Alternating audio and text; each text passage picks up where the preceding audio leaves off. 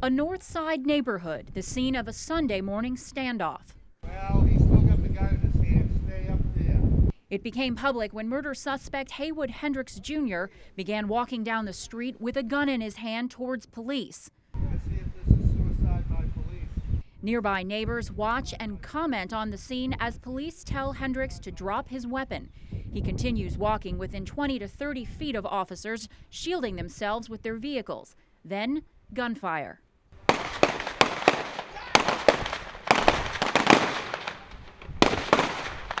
Because of the violent nature of this event and that this story is airing at a time when children may be watching, CBS 6 is choosing not to broadcast within this newscast the portion of the video which shows an extremely violent scene.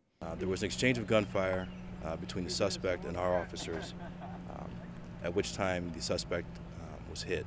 Once the suspect is on the ground and unarmed, he's quickly treated by police and later EMS for his injury. He was taken away by an ambulance. He's in the hospital.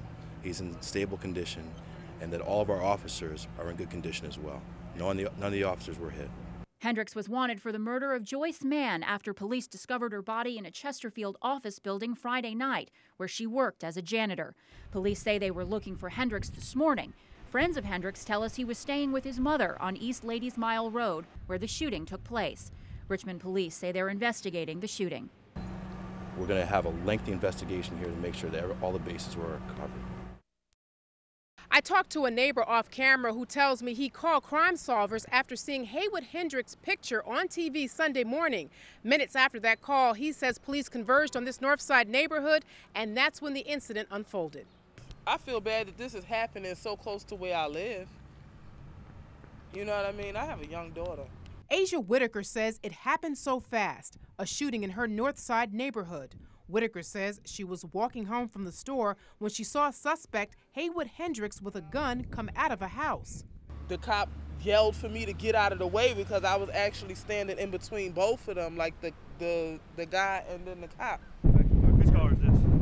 We're doing it all the way at the light. That's when Whitaker says things escalated. Because they both had their guns pointed at each other, and then I just ran out the way. Whitaker says she heard several shots and saw police everywhere. Scott Denley is now looking back at what happened Sunday morning and wonders why Hendricks did not listen to police. If you have a firearm and the police tell you to put it down, you put it down. The police come up behind you in a vehicle and they turn their lights on, you pull over. You don't run away, you just do what they tell you to do, and that's it. Even after police leave, it's apparent that many in this North Side community remain visibly shaken. It's scary. I left New York to get away from this, not to move right back into it. On the city's North Side, Sandra Jones, CBS 6 News. A North Side neighborhood, the scene of a Sunday morning standoff. Well, he still got the gun in his hand. Stay up there. It became public when murder suspect Haywood Hendricks Jr. began walking down the street with a gun in his hand towards police. Let's see if this is suicide by police. Nearby neighbors watch and comment on the scene as police tell Hendricks to drop his weapon. He continues walking within 20 to 30 feet of officers, shielding themselves with their vehicles. Then, gunfire. There was an exchange of gunfire between the suspect and our officers, at which time the suspect was hit. We asked a former FBI agent and instructor of arrest tactics, Larry Smith, to review the raw footage from the scene and give us his analysis. They're losing cover and concealment, and he's clearly armed with a handgun. Smith says police training says officers in high-stress scenarios need to assess imminent threats.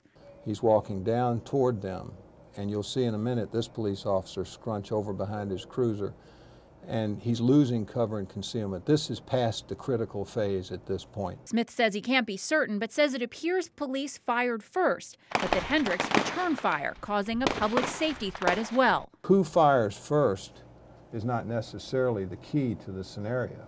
If the threat is imminent, then they have to make a decision. It's a life and death decision. Smith says he's no psychologist, but the scenario does call to mind a certain unnatural behavioral phenomenon that police sometimes encounter. It's not unheard of that a suspect could approach police with a weapon, knowing full well what's going to happen. That's a phenomenon that sometimes is referred to as suicide by cop. Smith says there's no telling what was going through Hendricks' mind. He was wanted for the murder of Joyce Mann after police discovered her body in a Chesterfield office building Friday night. After the standoff, Hendricks was taken to VCU Medical Center in stable condition. But police say it doesn't end there. We're going to have a lengthy investigation here to make sure that all the bases were covered.